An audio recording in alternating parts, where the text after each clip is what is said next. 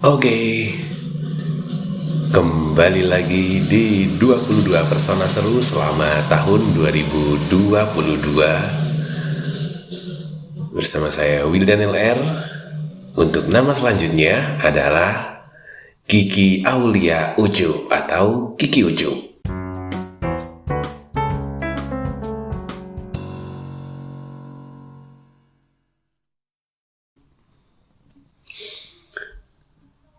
Kenapa nama Kiki Ucup ada di salah satu list nama yang ada di kepala saya selama tahun 2022? Karena di tahun kemarin dia akhirnya bikin satu karya mandiri gitu ya.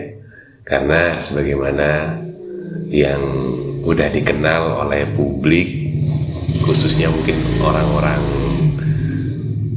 skena musik dan juga promotor gitu ya, event promotor atau IO gitu, nama Kiki Ucup udah cukup masyhur, udah cukup terkenal sebagai festival director. Nah, salah satu event yang cukup melekat di benak orang-orang terhadap Kiki Ucup ini adalah Synchrones Festival atau Synchrones Fest itu. Aku lupa sih kalau kapan mulai nempel nama Ucup di kepala gitu ya. Tapi 2022 merupakan tahun dimana rasa kagum saya sama si Kiki Ucup ini naik drastis gara-gara satu event bernama Pesta Pora. Kenapa? Saat nama Kiki Ucup udah gede gitu ya di kalangan musisi, di kalangan kreator festival musik gitu, si Kiki Ucup pada akhirnya memutuskan untuk menggeser atau keluar dari tempat yang bisa dibilang membuat dia udah sangat atau cukup nyaman di posisi itu di festival musik yang saya sebut tadi. Posisinya dia meskipun sebagai festival director, tapi banyak orang yang menganggap festival musik itu punyanya Kiki Ucup. Padahal ya, dia hanya kerja aja di situ, tapi karena perannya si Kiki Ucup ini aku sendiri masih nggak tahu detailnya, tapi sejauh yang aku simak di beberapa konten, di beberapa tulisan-tulisan gitu ya, kayaknya si Kiki Ucup ini nggak hanya sebagai program director atau festival director di Synchrones Fest, tapi udah kayak brand ambassador gitu kali. Udah kayak brand ambassador. Ya macam-macam sih julukannya, ada yang ngasih julukan Bapak Skena Indonesia. Ada yang ngasih julukan ya Bapak Festival Musik Indonesia, karena emang perjalanannya si Kiki Ucup mulai dari, setahu kalau nggak salah, anak band, terus sempat kerja atau bantu-bantu di IO gitu, kemudian mulai kenal banyak para musisi sampai akhirnya dia jadi manajer dari beberapa musisi. Setauku Bara Suara, terus Daniel Ariadi, lalu yang terakhir kalau nggak salah Andika Mahesa atau Babang Tampan. Nah, kalau mungkin teman-teman tahu gimana atau kok bisa si Andika Mahesa akhir-akhir ini cukup melejit, ya salah satunya perannya si Kiki Ucup. Balik lagi ke kekaguman saya terhadap karyanya Kiki Ucup di tahun 2022, yakni Pesta Pora, yang mana salah satu alasan yang buat Kiki Ucup bikin Pesta Pora adalah kalimat dari Om Budiman Hakim. Keluar undur diri. Undur diri. Iya.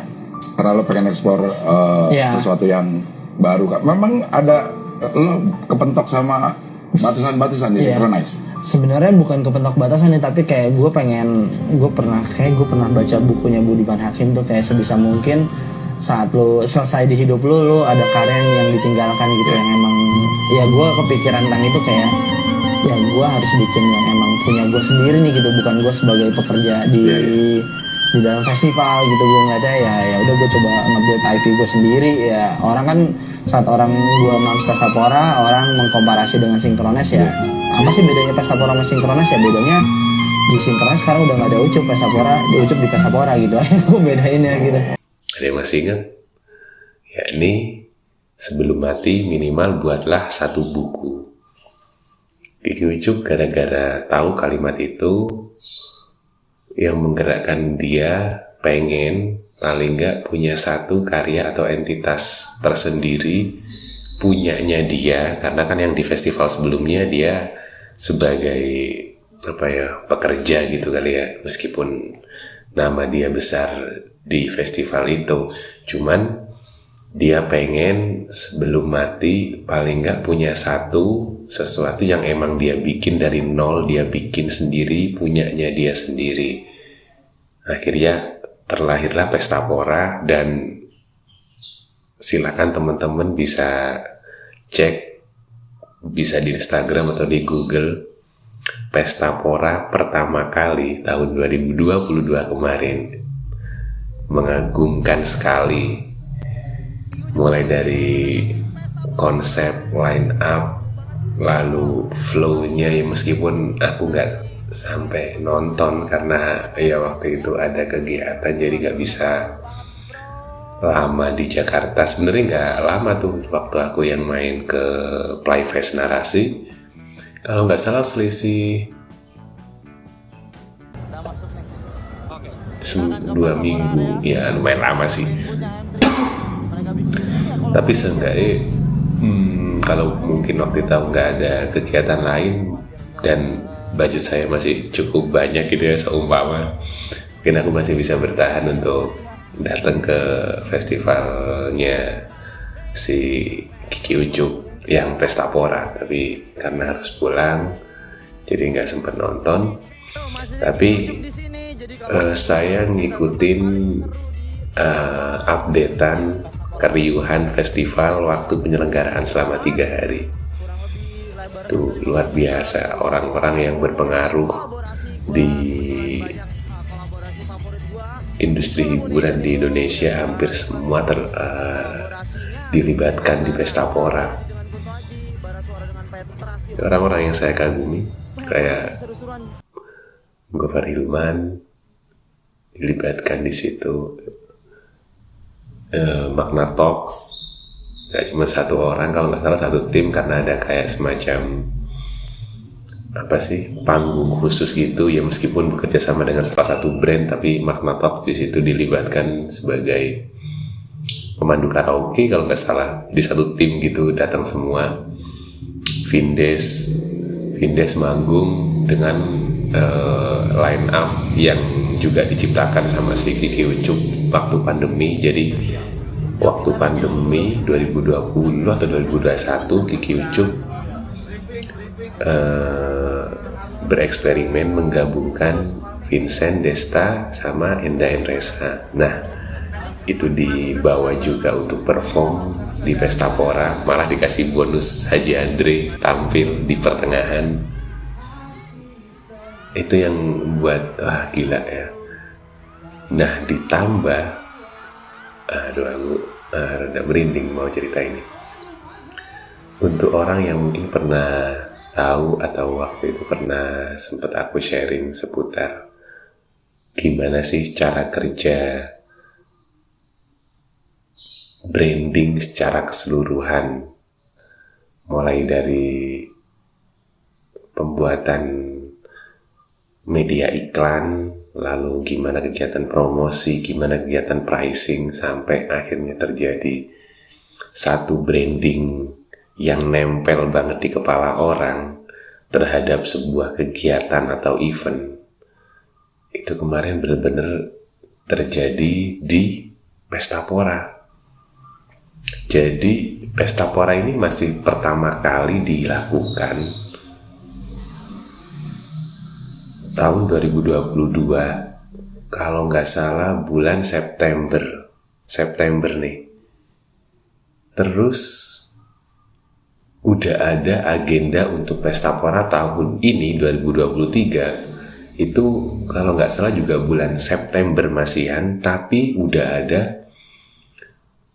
dibuka penjualan tiket yang pertama, yang apa sih kategorinya early bird kalau nggak salah. Itu aku iseng-iseng sempat ngecek waktu hari pembukaan penjualan tiket. Jadi waktu hari penjualan tiketnya dibuka websitenya, udah mah yang beli rebutan, terus ada ruang tunggu di website. Nah, yang ada di ruang tunggu itu kalau nggak salah udah nyampe di angka 1.000 kalau nggak salah yang nunggu. Nah, yang rebutan ini padahal itu harga tiket yang paling pertama, yang early bird kalau nggak salah 300 ribuan, 300 sekian. Dan waktu dia ngejual tiket kategori itu, Pesta Pora belum announce sama sekali siapa yang bakal manggung. Acaranya masih September, masih nggak tahu siapa yang manggung. Tapi orang beli karena itu Pesta Pora. Orang udah percaya dengan Pesta Pora, padahal masih 1 kali penyelenggaraannya. Tapi orang udah percaya Kiki Ucup. Orang udah percaya Kiki Ucup sebagai penyelenggara festival musik. Yang itu ngebuat, bahkan kemarin yang pre-sale 1 udah dibuka juga penjualannya. Yang early bird kalau nggak salah Desember akhir penjualannya. Soalnya aku bacain komentarnya di kolom komen Instagram waktu perilisan penjualan tiket yang early bird. Kocak-kocak, silakan dibaca. Kalau nggak salah udah dihapus di postingan, tapi aku waktu itu ngebaca, kocak. Udah berasa kayak war tiket surga. Terus yang kemarin masih terasa udah jualan, kalau nggak salah gitu. Yang kemarin masih belum hilang rasanya udah jualan atau udah rebutan tiket lagi. Terus kayak gitulah pokoknya. Gila. Dan penjualannya itu bener-bener sold out yang early bird, nggak sampai 10 menit. Harga 300 ribu untuk event 3 hari. Nah, lalu yang pre-sale itu kalau nggak salah kemarin tanggal 7 atau 9 Januari dibuka, harga tiketnya sekitar 500 ribuan untuk 3 hari kalau nggak salah. Itu juga hampir sama, malah di split yang early bird di website penjualan tiket ini, terus yang pre-sale kemarin beda platform website penjualan tiket gitu. nggak tahu aku gimana itu cara dia nge-manage terus nge-lobby. Ya mungkin, tapi ya seneng juga sih si pihak penyedia tiket online-nya itu ketika ditempatin sama si Pestapora. Jadi dia antara yang early bird sama yang pre-sale 1 kemarin, tempat atau website pembelian tiketnya vendornya beda. Gila itu. Mungkin teman-teman bisa cek aja di Instagramnya Pestapora terkait Kiki Ucup. Terakhir yang kalau mungkin teman-teman pengen tahu gimana cermatnya Kiki Ucup dalam menyusun konsep atau bikin strategi mengelola festival musik, khususnya terkait mungkin cari pendanaan atau memulai membuat festival musik atau mencari sponsor gitu ya. Aku terakhir nyimak obrolannya Kiki Ucup bareng Kemal Palevi di kanal YouTube-nya Kemal Palevi yang nama programnya itu Bertahan di Industri. Nah itu ada Bertahan di Industri, ngobrolnya Kemal Palevi sama Kiki Ucup. Sama aku juga kagum ke Kiki Ucup ini karena orangnya lucu. Lucunya itu lucu-lucu guyonan sing emang tak senengin. Guyonan ala-ala Gofar Hilman. Enggak yang terlalu gitu sih. Cuman aku seneng aja guyonan ala-ala Vindes kayak gitu. Aku seneng Kiki Ucup kocak. Dan itu makin kelihatan saat dia jadi host di salah satu program kanal YouTube-nya Inventory. Ada nama program Culik Ucup Ngulik. Nah itu bagus banget cara dia ngobrol sama beberapa orang-orang di balik layar dan di depan layar festival musik Indonesia. Itu aku suka. Jadi Ucup sebagai orang penyelenggara event festival musik sama sebagai host, saya suka dua-duanya. Sama sebagai performer itu juga menyenangkan. Ucup Pop. Nah, Ucup Pop itu menyenangkan, jadi dia kayak jadi pemandu karaoke gitu. Banyak juga yang sering undang. Jawa Timur juga cukup sering, Malang, Surabaya terutama yang aku sering lihat flyernya. Itu Kiki Ucup. Semoga kapan-kapan bisa jumpa atau paling nggak bisa hadir deh di karya Anda, festival musik khususnya. Terima kasih teman-teman yang udah nyimak. Sorry 2 hari atau 1 hari kemarin skip karena saya baru bisa take atau enak badan karena kemarin lagi nggak enak sama sekali. Udah nyoba tapi nggak nyaman untuk disimak hasilnya, jadi nggak saya lanjutin. Terima kasih teman-teman. Sampai jumpa di episode selanjutnya. 22 persona seru selamat tahun 2022 bersama Wildan LR. Thank you.